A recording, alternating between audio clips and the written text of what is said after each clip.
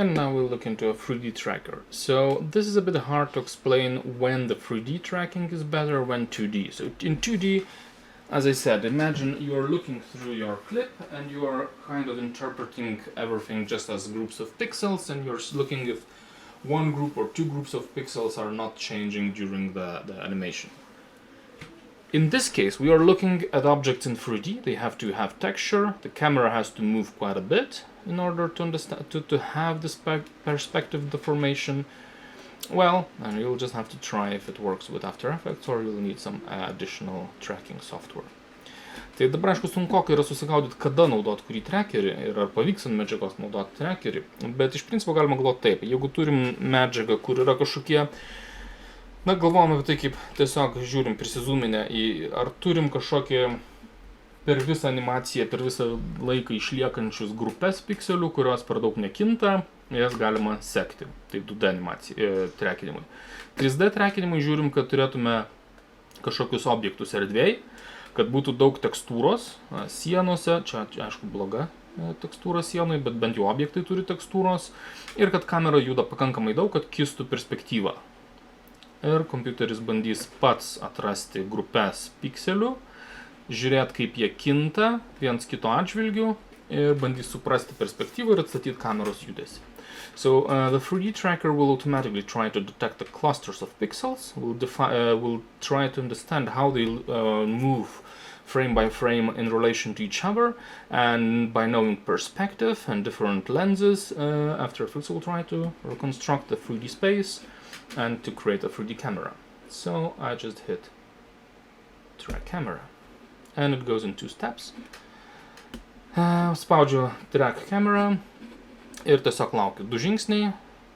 Matom, kad yra pasirinkimai fixed angle of view, tai yra, kai nėra zoomo jokio, tai čia šiuo atveju taip ir yra.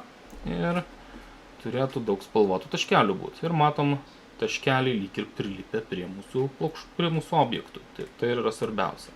So we see these colorful dots, and they're kind of glued, stuck to the surfaces of our object, and that's the most important part. So I think the solve is good. Next, I just hit create a camera. Sekantis, tiesiog sukuriu kamerą. Dabar, kaip man žinot, kad aš čia turiu tą 3D kamerą, kaip tai suprast? Pirmas daiktas, pastebėkit, kad mano pozicija kameros yra 3 koordinatėm užrašyta, X, Y ir Z. So first of all, how to understand if I already have a 3D camera? First of all, if I look at its transform, you see I have immediately 3, not 2 dimensions, but 3. O tuo tarpu, jeigu uždėsiu tekstą,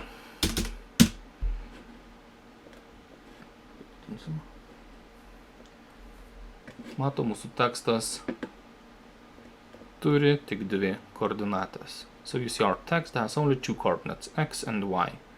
Position, scale, and so on. So it's 2D object. We will need to make this a 3D object, and we will try to stick it into the space. Tai mes pabandysim jį sukurti kaip 3D objektą ir įkišti į šitą erdvę. So the creation of 3D object, objektas sukūrimas kaip 3D. Tiesiog šitą varnelę paspaudžiu ir matom, jis turi 3 parametrus. Ir dabar mes jį pabandysim padėti į kažkokią vietą, kuri mums tiktų. Stebim kamerą ir žiūrim, ar gera vieta. Manau, kad jis turėtų gilyn įeiti labiau. Jis yra per daug arti kameros ir per daug toli nuo bokšto. So just looking at this, I presume that it's quite too close to a camera and too far away from an object. I need to push it inwards. How do I do it? Kaip tai padaryti? Atsidarau 2 langus, tarkim horizontaliai ir vertikaliai, nesvarbu. Ir pastebėt, man čia lengva stumdyti gilyje. Čia žiūriu iš viršaus. So here I'm looking at the scene from a top. This is my camera. You can see it has all those positions. I'm trying to position my text so it fits my composition. Ir bandau prikabinti savo tekstą, kad jis man gražiai šitoj kompozicijoje būtų.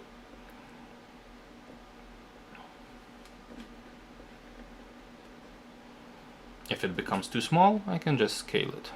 Jeigu jis pasidaro per mažas, tiesiog padidinu.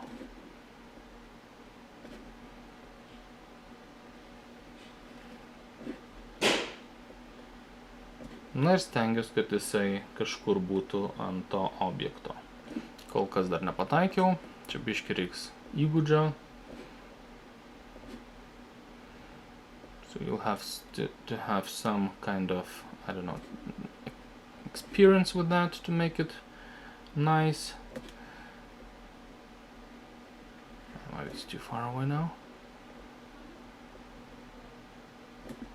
And we try to put it somewhere that it kind of would match the motion. Let's say it's good enough for us. Ir tarkim, mums tinka šitas daiktas dabar jau. Galima, aišku, visokių efektų pridėti, jeigu reikia. So if we need, we can add some effects if we want to.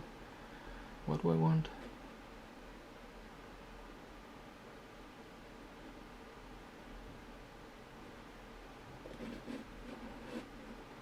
Let's pretend it's a neon kind of stuff. I don't know. Let's say it works. Oh, I have sound.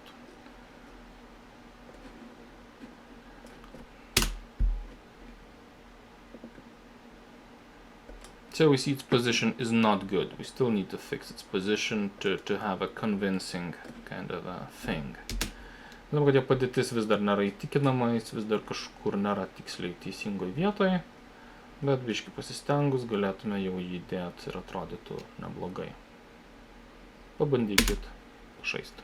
So try to do something like that.